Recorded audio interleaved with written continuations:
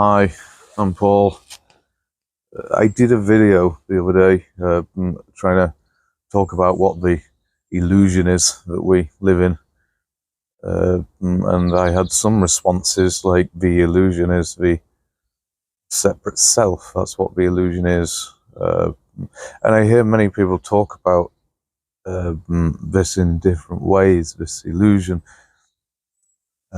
Perhaps we could add the images into that as well, that the image that we have of ourselves. But some people talk about this and some people say, well, the separate self is the illusion, or some say that the world itself is an illusion. As some even say nothing exists, and some say that even awareness doesn't exist. We could probably rule out that one pretty quick. If I punch you in the face, you're not going to say, oh, I didn't even notice or I wasn't aware. So, we can kind of rule out that one. Awareness definitely does exist. So I'm going to try and talk about this illusion in a way that I'm going to try and cut out all different types of religion and ideas and stuff. You might have to give me a bit of slack on this because it's going to be a tricky subject, I guess. Where do I start? Let's start with the separate self. So we can say that the separate self is an illusion. Probably easier to call it an image.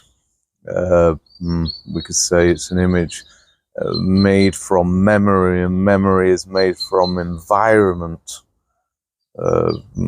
We also live in an environment which is a reality, which is also partially illusion, but we'll get onto that. So the separate self is an image that's created, which is kind of an illusion.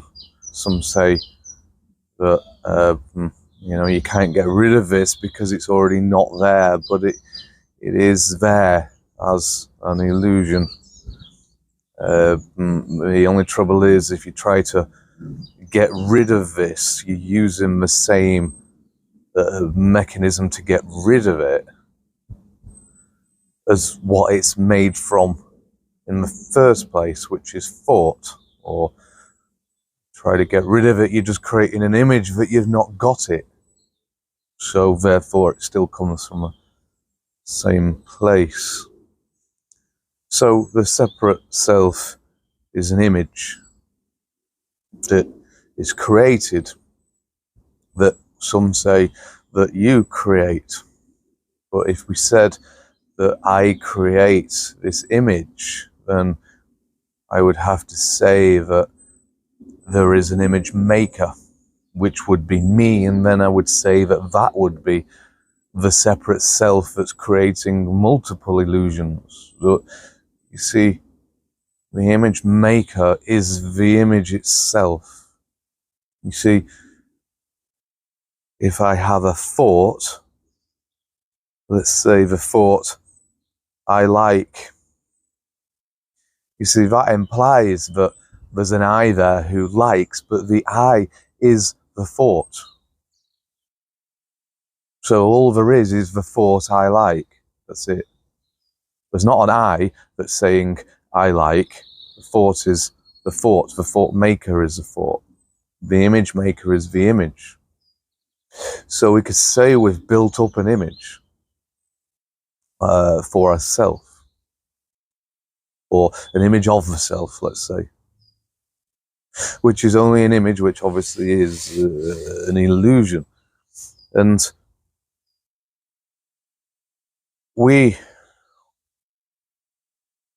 because this is only an image, we have to sustain it. Because being an illusion or an image doesn't live on its own. We need input, let's say. So we create images of other people based on this image. So let's say I meet a new person, a new friend. If I've got an image of myself, I have to sustain that image. I can't have anything causing any threats to it or making any cracks in it. So the person who I meet, I would also have to create an image of. And this image, what I create is that they're safe for my image. You know, perhaps they are reasonably safe for my image and they're not going to bring threat to my image, but I've got to still have an image of them to make that image sustain my image.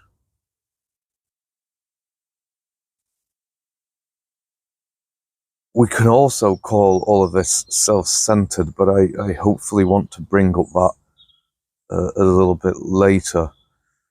So we're saying that the self is an image, and because this image that I have is self-centered, I have to see everything else, including people and everything, in relation to this image that I have of myself. It all has to fit in, which means that I make other people as an image, which is an illusion. But then we also continue because we live in a reality. You see, how can I put it? When I say reality, let's say I believe in religion, Christianity, and we could say that this religion, Christianity, is an illusion, an image. It's not real.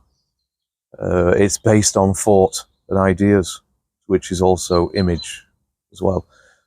So partly we could say that the church in itself, the building, is illusory. You know, we could say the shape of it, the idea of it has all been based on this idea in the first place, although the building itself is actually real. The whole idea and design of it is based on an illusion, which is the image of religion. And then we could go into the actual idea of religion. And, you know, the whole idea of religion is entirely thought. So this religion is based on thought. And thought isn't real. It's not the truth. It's a reality which is created.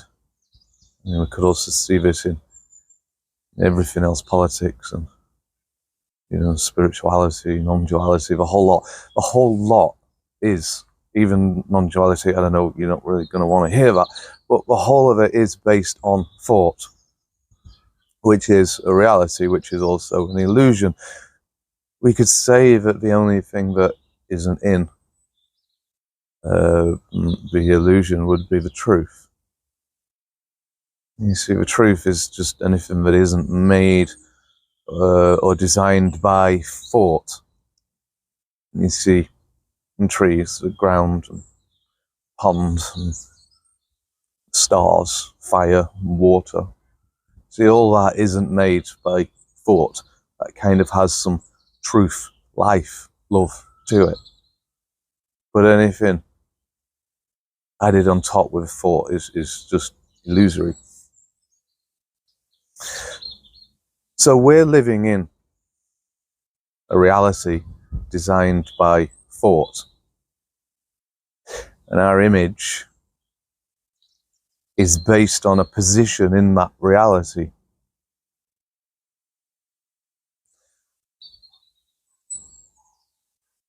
If I've got an image, then the whole of reality has to revolve around my image, or else my image wouldn't be sustainable and would collapse. You see, there's a big fear of the image collapsing, which hopefully I'll try and bring up later. So the whole of reality is an image, an idea, You know, things like money, and the idea of a diamond being valuable wouldn't actually have any value whatsoever if it wasn't for the image.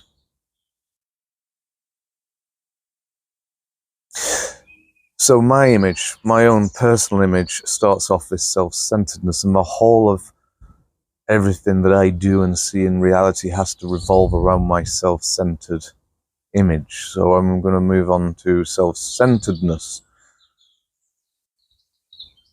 So self-centeredness, we would have to say, would start from saying, I have a center. This center is my image of me, which is based on thought. This whole illusion of the me is sustained by ideas and thoughts. So everything comes from this center. All the outside world has to relate to this center. So the people who I see, I don't particularly see them for who they are, because I have to try to fit them in with my image. So I'm constantly working on, instead of actually seeing the other person, I'm seeing my thoughts, my ideas, and my images of that person. Actually, I've seen it many times before in my life, that you meet somebody and they create an image of me, and then the moment I do something that doesn't fit into that image, and they seem to get very mad. I think this is what they call the black and white. Is it black and white? Do we say that? Can't remember. But anyway, if I interrupt that image, I become unsafe. They live with an image that my image has to go with that image, and if I move away from that image, I become unsafe to that image, and that would be a big threat. So therefore, everything they try to find in me after that would be trying to find a failure constantly in me, so that the image can be ended on my side without interrupting their image. Anyway, that's not important. So the whole world I see from a center in me, which would be my image. So therefore, I have to change all truth, all fact, in a way to try to fit in with the image that I've got.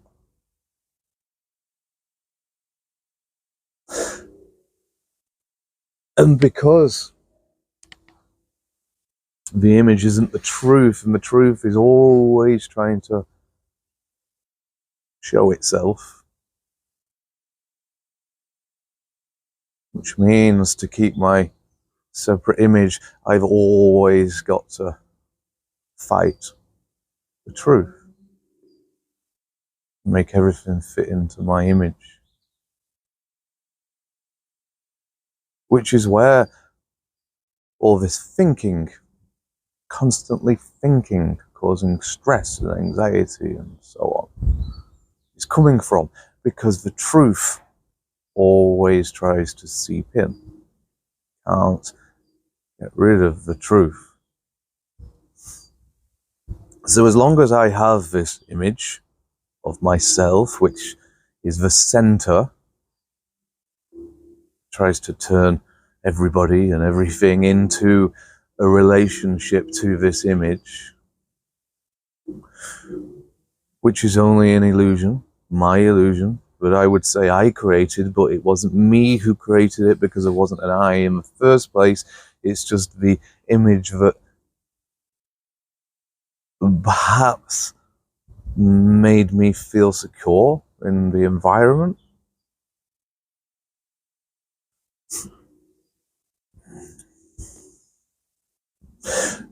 So in spirituality, we talk about how to get out of this self-centeredness. So we have a lot of talk about this, that we just need to get rid of the ego, see truth. And we all find this nearly impossible. We follow different religions, and then we follow different spirituality and go on to non-duality, and we try every different angle and way and shape and form to convince ourselves that there isn't the thought maker, which already isn't there, or the image maker. We try to convince ourselves, try all different angles, hoping that the next religion, spirituality, would be able to give us answers. But what we don't realize is even the spirituality, even anybody's other ideas themselves, is just another idea for you to work on, another illusion.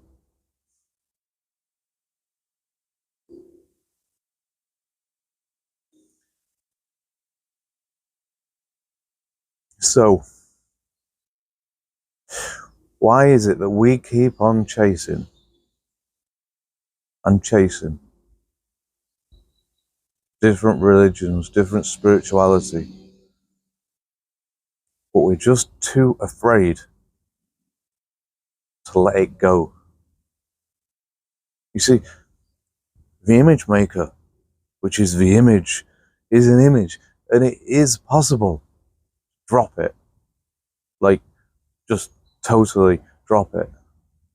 But this also seems impossible. Nobody wants to do it. What is the root? The root reason why we're too afraid to drop it.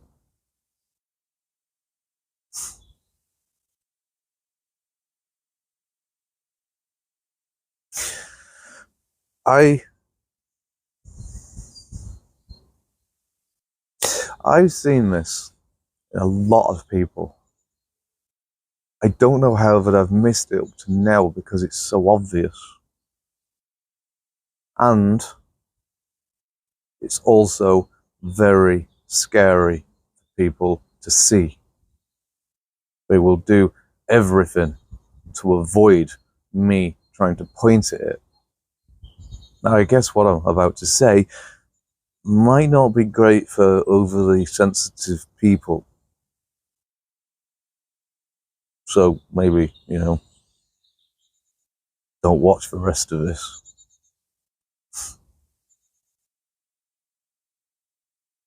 I think the thing that we're afraid of the most, why we can't drop it, is in itself our self-centeredness.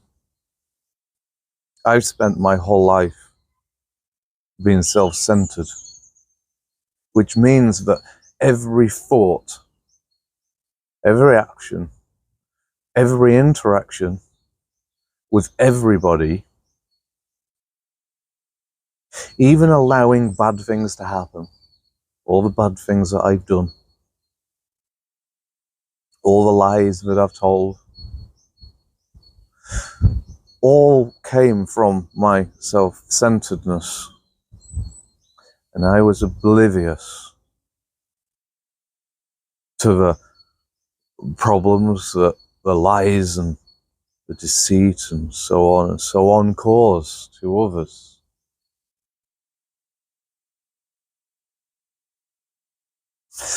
But as long as I stay in my self-centeredness, I don't see it.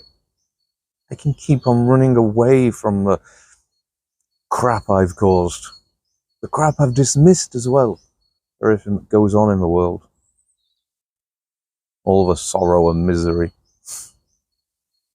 So as long as I stay in my self-centeredness, I am working in the world of thought. And you see, a thought can't feel. I could have a horrible thought which makes me feel perhaps shame, But a thought itself can't feel for another person. It's just a thought. So as long as I live in the world of thought and illusion, I don't feel anybody else. I don't even see anybody else. And this seeing other people even includes family that I've neglected, only seen my family through my own imagination of what I want them to be, and treated them in the way that how I wanted them to be and not how they want to be. So we're talking about shame here. If I lose my self-centeredness, I will see all this that I've done, and the shame will be horrendous.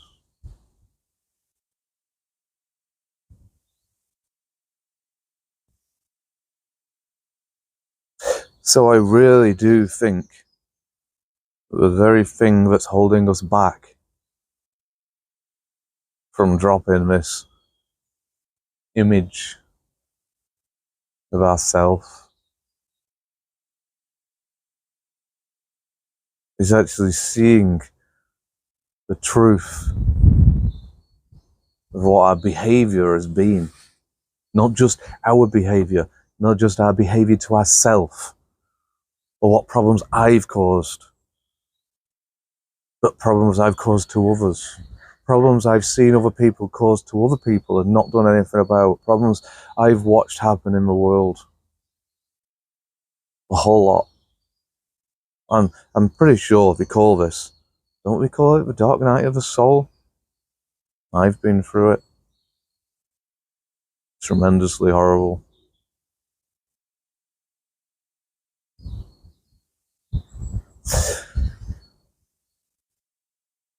So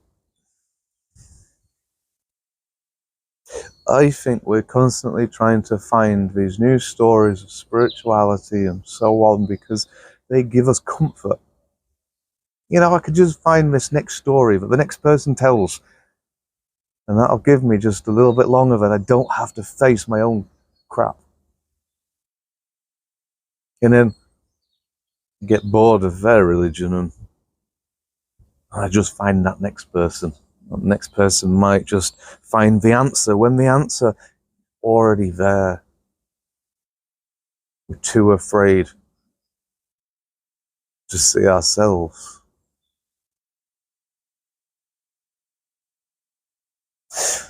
You see, the thing is we've always been self-centered. The self-centeredness came from probably, we suggest, at 18 months old. I think in psychology we say that a baby before 18 months old sees both mother and me as one. I don't think that describes it properly because I think baby sees both me and the world, Mother Nature, Mother Earth, as one. And after 18 months old, we go through the separation and individuation stage, which means that they separate from truth, the world, to start creating their own or our own reality. And from there on, we start feeding into this reality and we go to school. Parents start pushing us into this, where we drift further away from the truth, which makes it even harder for us to find. And then slowly we go into this direction, self-centeredness, not even realizing. So what I'm really trying to say here is, don't beat yourself up. A lot of this started way before you got to make the choice. The only trouble is there's so many self-centered people out there. The moment you step out of line and do something wrong, they're so eager to pounce on you because they don't want to see their own faults, which then puts more pressure onto your shame, which then makes it even harder for you to face your own stuff. Don't know whether you've noticed that people find it a lot easier finding their own self by going out into nature. You see how in nature the reality starts to fall apart, because out in nature nothing's made of thought. Well, mostly nothing. So you're as close as you could get to the truth, which means that you don't have to fight in your head. Talking starts to subside, because all you've got to face is the truth around you. And yet when you're with people, you're always having to be on your guard, be defensive, trying to protect that image.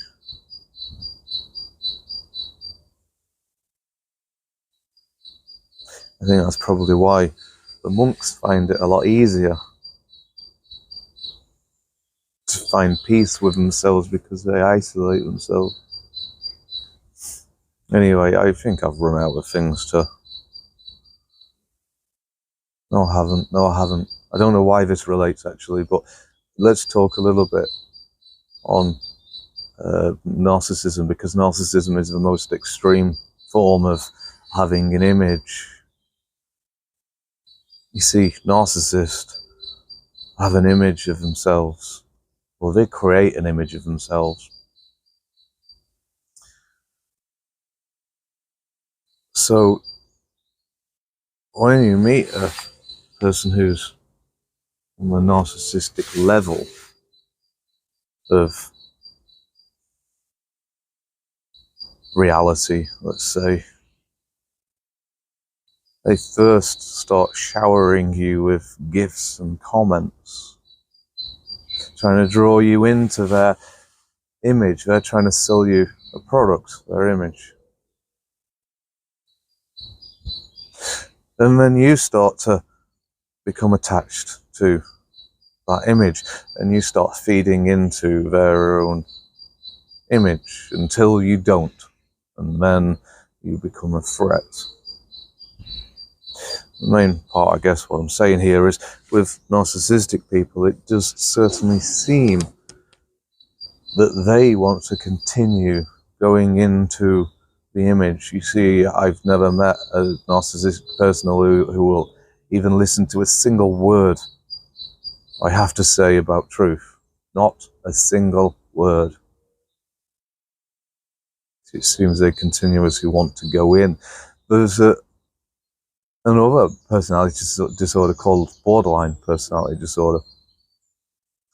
And although they seem to have a reasonably strong image in this sense, to me it seems like, in one hand, they want to go into the image, like perhaps having in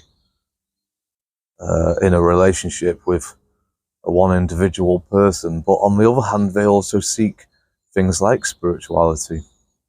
So they're completely entwined into the image maker, but there's also a part of them trying to get out, truth seeping through.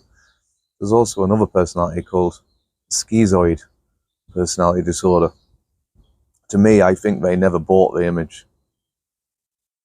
I just think they didn't really gain much of an ego. I mean, it seems that they kind of have, but it's as if they didn't buy into the image. But the problem is they're trying the hardest to speak the truth and be a person without an image, whilst everybody else around them is just beating the crap out of them, telling them that they're delusional and so on. So I think schizoid people get very trapped, don't really know what to do. But when a schizoid person seems to heal, they're the first ones to find the truth. So anyway, I think that is all I've got to say. So thank you very much for listening.